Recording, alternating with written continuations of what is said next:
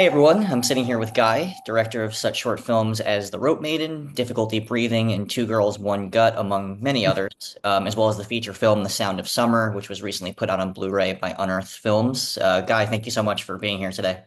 Thank you for having me.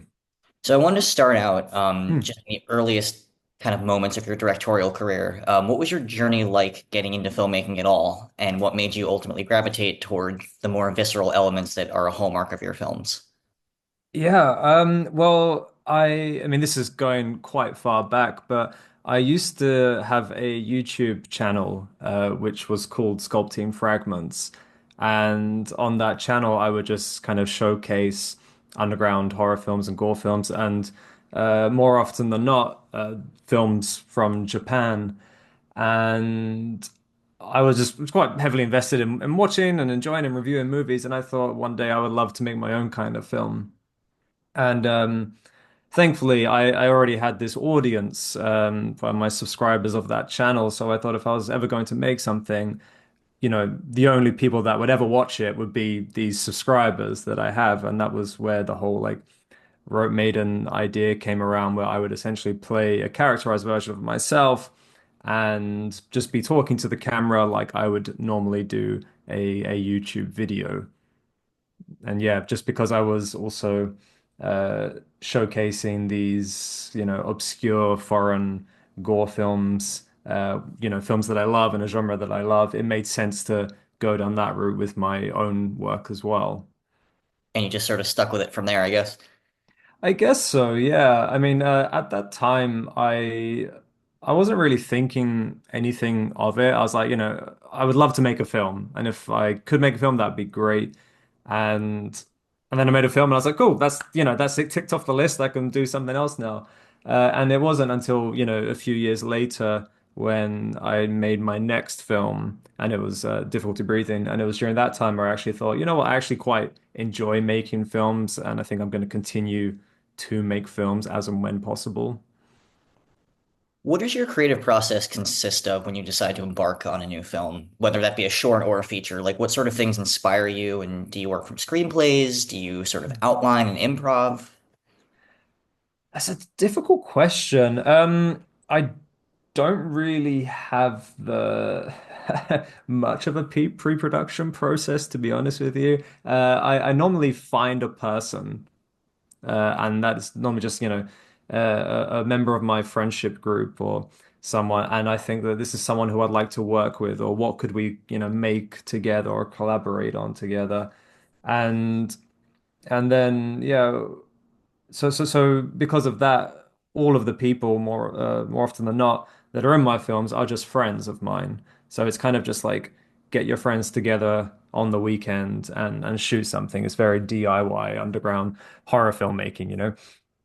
I rarely write scripts. A lot of the stuff is just done through crude drawings, which I like, show to people. "Oh, this is kind of what we're doing today." The Sound of Summer is an exception of that. I actually had a script for that, but it was extremely short. So I think yeah, the pre-production process is a process I do not enjoy. So I try to make it as brief as possible, and I just have all the ideas up in my head. So when it comes to actually filming something, I kind of just explain to them on the spot. I give the actors and my friends the idea of what the film is about, what we're doing, what happens in it, but the materials that they actually get are quite quite few. Right. Yeah. This sort of So, parlays into what you just said. But specifically, in my mind, with Rope Maiden, Difficulty Breathing, and Sound of mm, Summer, you mm, really put your leads through incredible emotional and physical journeys, like offering, mm. paranoia themes and isolation. And can you give a small glimpse into how you kind of get your leads into that headspace? I think because I don't choose actresses to be in my films is one thing. Like I said before, I'm more interested in the person than the character and what an actress could, portray as that character. So I kind of when I cast my friends, I kind of think about what kind of person they are and what they could potentially do, what they have deep down inside them they could possibly kind of unleash on camera. So with say the Rope Maiden, for example, I mean Tomo, she was great. She's a absolute horror nut, you know. So when it came to filming that, I was like, so we're gonna tie you up, we're gonna, suspend you from the ceiling, and it's the middle of December, it's absolutely freezing, and you're just gonna be covered in blood. You have to sit there for like a few hours. And she was like, great, that sounds really fun, you know. Whereas I think an actress for hire would not be so enthusiastic about it. And the same kind of thing with difficulty breathing. Ulan, she was, she's the most bubbly, fun person I've ever met. She's so enjoyable to be around. But there is a darkness to her.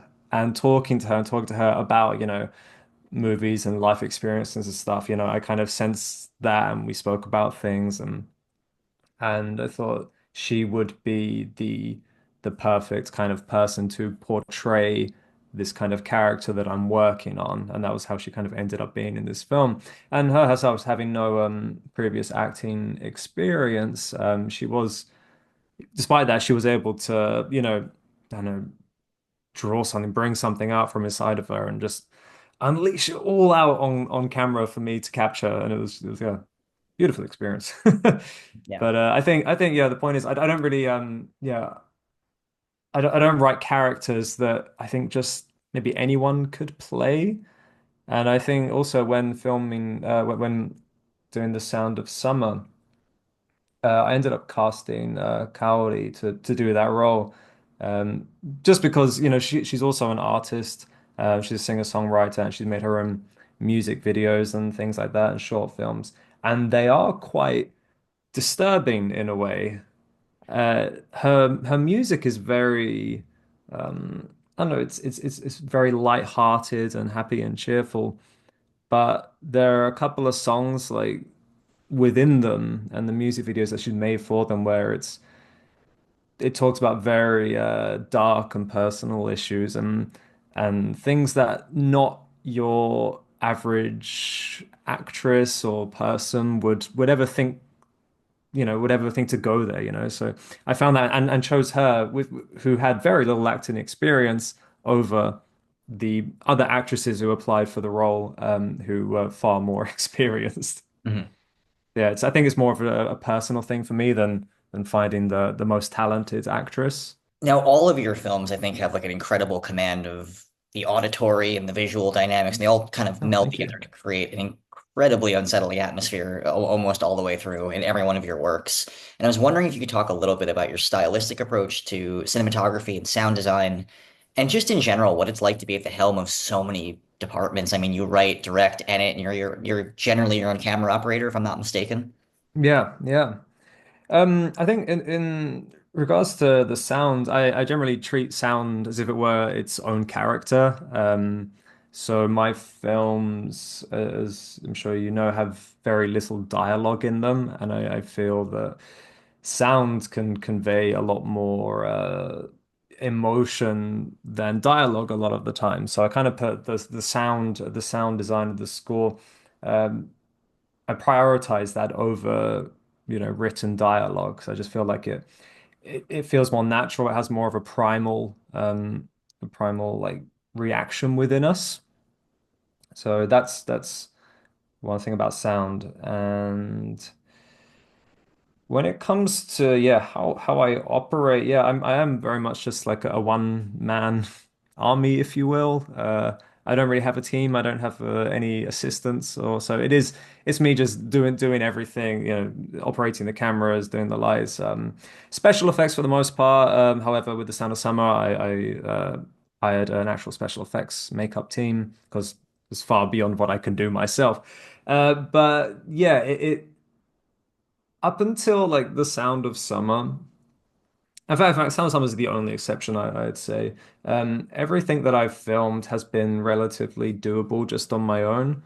So I have just been quite happy writer directing, filming, editing, and I don't think it's really much of a fear of relinquishing control. It's just all the things that I like to do, and I'm very much happy to do everything myself. But when it came to doing the Sound of Summer, it was far bigger of a project than anything I had ever done. And I realized whilst filming that, I can't keep making films of this scale and not employ more help. So there was one specific date where it was just me and Han, and pretty much all my shoots that I do, it's just myself and the subject, the actress or Mhm. actor. There was one moment in The Sound of Summer. I was directing and Han, the Cicada Man, and I was filming him, and there was another moment I had to pull a piece, so ridiculous. I had to pull a piece of string so it's to make the vines like start to crawl up the wall. And so I was trying to direct and I was filming, I was pulling shit, and I was like, this is ridiculous. I need an assistant. Just Right. someone, anyone, just to pull this fucking piece of string for me, and that would make my life so much easier. And I think yeah, it was that shoot that I realized I need to start asking for help and not just doing everything on my own. Do you think in the future, somewhere down the line, you would ever employ a full crew if you were given the chance, like across the board? I don't think so. No, because I feel like if I and don't get me wrong, I don't think I'm a good cameraman by any means. But I like to, I like to get right up into the subject's face with the camera. I like to get very up and close and personal, and I like to see and feel what I'm filming. And I feel like if I had a cameraman work for me and I was just viewing it through a monitor, I feel like I would lose something within that. Mhm. Um, of course, assistants great with The Sound of Summer as well. Dave Jackson, who directed Cat Sick Blues, is a friend of mine. I asked him to help out on 2 days of the shoot, which was very, very helpful. So I think, yeah, little by little, I will ask for help where it is needed, but I will just keep doing things on my own as much as possible. Absolutely. One of the things I wanted to ask you about that I Hmm. often don't feel like is talked about very much in your work, in your kind Hmm. of filmography, but I think it's such an interesting creation, is the live showing of Difficulty Breathing at Night of a Thousand Eyes. Hmm. It's such a unique companion piece, and I believe you still carry it through your website. Can you speak a bit about how that whole live performance came to be and just what was the inspiration behind it? Yeah. First, yeah, Phew. The film Difficulty Breathing, despite it being a very noisy film, I like to think of it as a silent film. So there's very little dialogue. I think there's like one line of dialogue or something, and the whole film is driven by this very noisy score. And I myself also just I love to make noise, just play around with noise making machines, synthesizers, and this and that. And and I thought if I were to ever, what's the best way to put this? I had the film, I completed the film, and I'm happy enough with the finished product. But when you have a film, and the film is the film, and it never changes, no matter how many times you watch it. And I thought, because it is a silent film, and I had seen silent films, or not even just silent films, but films with dialogue and stuff that have been screened and played with, alongside live scores and live orchestras. And it's a setting that I absolutely love and something that brings such new life into the film. And I thought I could potentially do that with difficulty breathing because, there's not much dialogue. It's noise, very noise heavy, and I have all these noise making things in my home. So I started to play around with that concept, um, and then I also drew inspiration from Shozen Fukui, director of Rubber's Lover and Pinocchio 964 because he does something relatively similar where he does a visual DJ thing of his own movie. So he will mix his movies together live via some contraption, and he might have a band playing, somewhere within the theater or something. And I went down to Tokyo a few times to see him do this, and it's just such it's such a fantastic feeling to see your favorite movie, but in a new way and with this raw, live, noisy live score being played alongside it. So that definitely was an inspiration to me. Night of a Thousand Eyes, it was a monthly event that happened in a place called Pika Space in Osaka Shinsekai that was put on by my friend. And he asked if I just wanted to, you know, do something for one of the events. And I'm not a musician. I don't. There's not a lot I can do musically. It's a music night primarily. Right. So there's all kinds of all the genres, you know.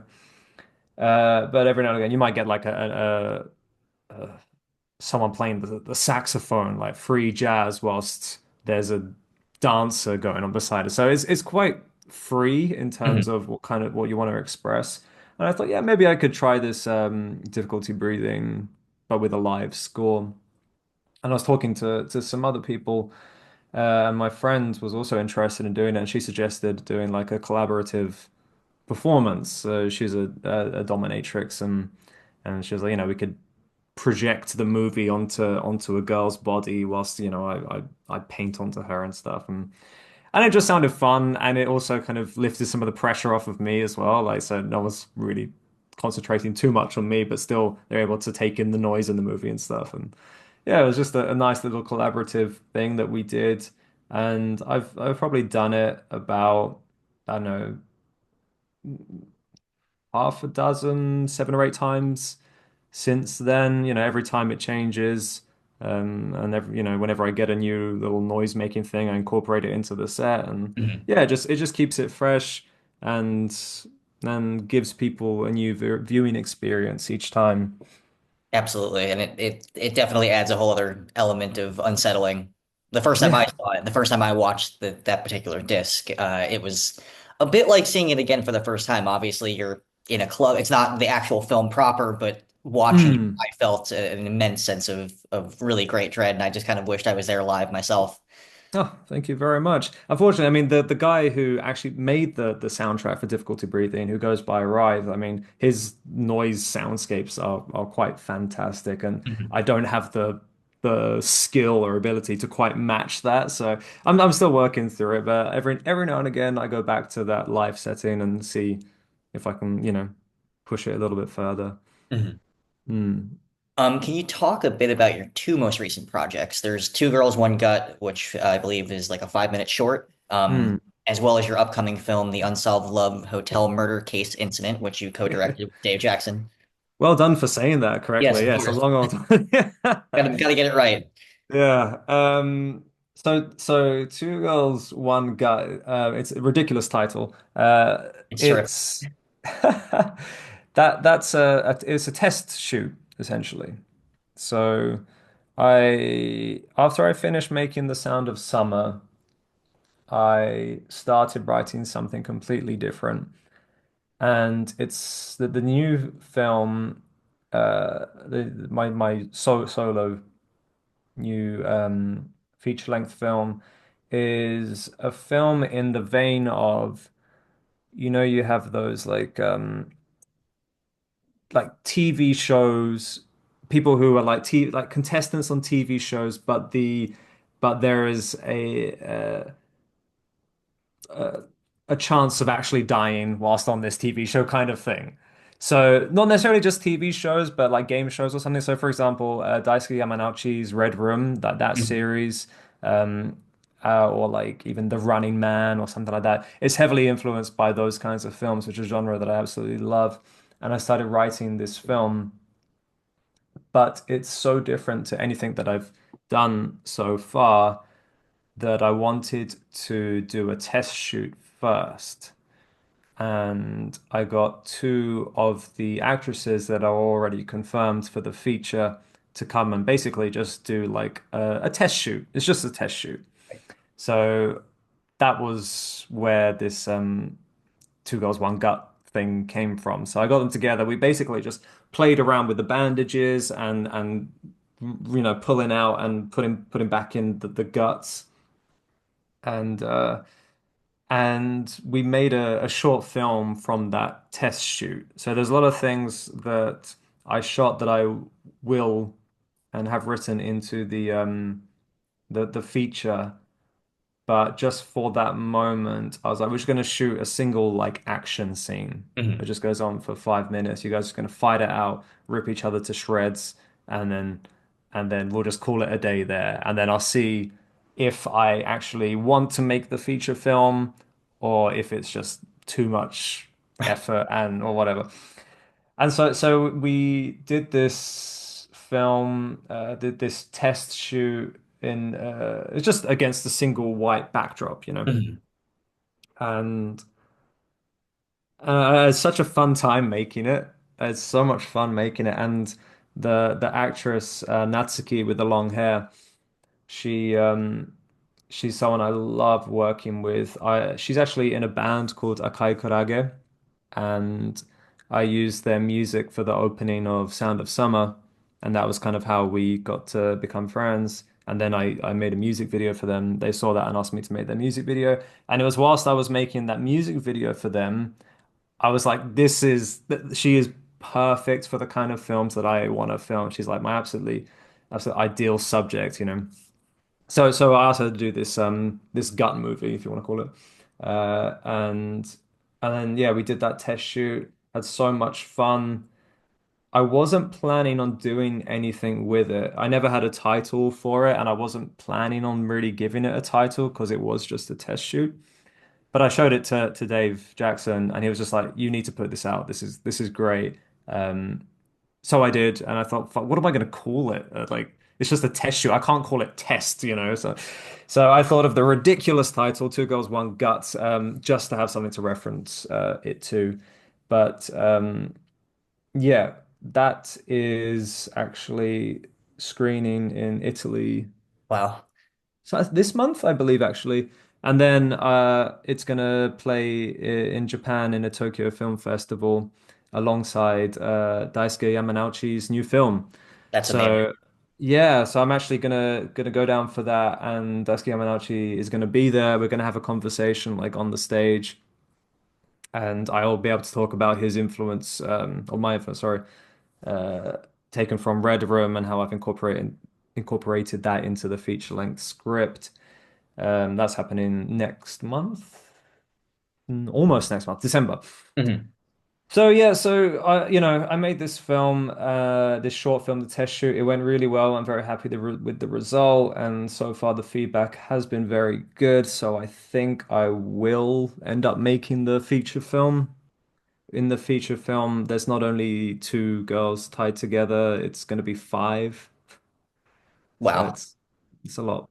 That's a lot to look forward to. It's a lot of guts. Yeah. Yes. Yeah. And now I know I think you just wrapped the new one with Dave Jackson. Mm. Yes. So the film Dave and I made together, that came around. I don't know if you're aware, we do a podcast together Yes. called Show Me Something Wrong. And sometime last year he brought Hypervillain by Koji Shiraishi to the podcast, which is a found footage mockumentary uh, film about it's a very upsetting premise. It's about a serial rapist, and it's not fun. It's wrong. It's very wrong. However, we both became very infatuated by Koji Shiraishi around that time. So we watched all of his Kawasugi Senritsu Kaiki series and Noroi, and he's just got so many amazing found footage films. And it was whilst we were doing the podcast, we mentioned how fun it would be to make something in that vein, like a found footage, fake documentary type film. And it was also around that time, like Dave's doing his own film. He's got his film that he's working on now, and he's writing and rewriting his script. I'm working on the feature length of that Two Girls, One Gut film, and we're both quite tired from our own respective projects. So we thought, why not? Let's just come together and we'll bash out a little like, a collaboration project. And yeah, that was it was interesting. It's nothing like either of us have ever filmed before because we basically just play ourselves it's like Dave and Guy, two foreigners living in Japan, who get wind of this murder case that happened in a love hotel, and we just decide to go there and document what we find. And we spend the night in this abandoned, horrible hotel. And yeah, that's basically it. It's just us being us. It's kind of like a buddy movie of just us kind Mhm. of having fun, having a laugh as we normally do. We have a good natural banter between us. But it does get very horrific and gross as the film progresses and we enter nighttime and we're still inside that horrible abandoned murder site. It sounds like it's going to be awesome. And now it's in post-production now, or I know there's an Indiegogo for it. Yes, so because like it's a collaboration film, so I mean with our respective films, uh with my past short films, I've always self-released films. Dave has often gone through distributors, so we kind of have like our own ways of doing things. But because this one is a collaborative film, we just decided to do a pre-sale. So it's pretty much finished. It's like 99% finished now. Mhm. And we are selling just DVDs, Blu-ray copies on the Indiegogo. People who buy it from there can get their name in the credits. There's only like 10 days left of that at this moment. So I don't know when you're planning on putting this up online, but yeah, there's not long left. And once that finishes, it's kind of we're just almost letting go of the project. If someone wants to release it, then yeah, they're welcome to get in touch with us, but it might just stay in no man's land for a while after this. Yeah, we're not in contact with any distributors for that film at the moment. It's almost like too unique and odd to sell. You know what I mean? It's like a buddy movie by Dave and I who do a podcast, and it's almost like a companion piece to our podcast, if that Right. makes sense. So I was saying to Dave, I mean, he might think completely different, so I don't know, but it's such a odd film that it doesn't. I don't know if the average found footage fan would like it, or I don't know. I feel like people who like our podcasts to our podcasts will get a kick of it because they know us as people. But if you're just like an average film goer and are not necessarily fans of Dave and I as people, then you might not enjoy it that much. But I mean, I could just sense already, like the people who do get their hands on that early Blu-ray copy from Indiegogo, I'm sure it's gonna build a word of mouth, and who knows what else down the line. I'm sure it'll have quite the buzz. Yeah, I hope so. Yeah, I mean, we're really happy with the project. It was a horrible shoot, as always. We filmed in literally an abandoned love hotel. It had been Mm. abandoned for 20 years, so Wow. it's a very dilapidated shell of a building. And the that shoot whilst we're in the hotel takes up about 70% of the film's runtime. Mhm. And it was all shot in sequence, and we started filming at 8 a.m. and we did not finish until about 5 or 6 a.m. the following day. Wow. And we had a small little nap, and then we continued after that. We kept carried on filming. So it was a nightmare of a shoot, but it was very funny. You just see us just getting more and more exhausted and haggard, and yeah, It's as the not film makeup. progresses. Yeah, no, it's all real. We were Yes, very yes. scared. Yeah. That's awesome. I can't wait to check it out. Now, as a wrap up, where can people find your work and support your company? And what can we all look forward to down the line beyond, what you have in the pike already? Yeah, so I sell my short films, everything prior to and post Sound of Summer on. I have a store NV where I sell things from myself. And if you just search Sculpting Fragments at Store NV or whatever, I'm on Instagram and Twitter as well. If you just search Sculpting Fragments, I come up, I think, I hope. People can buy things there.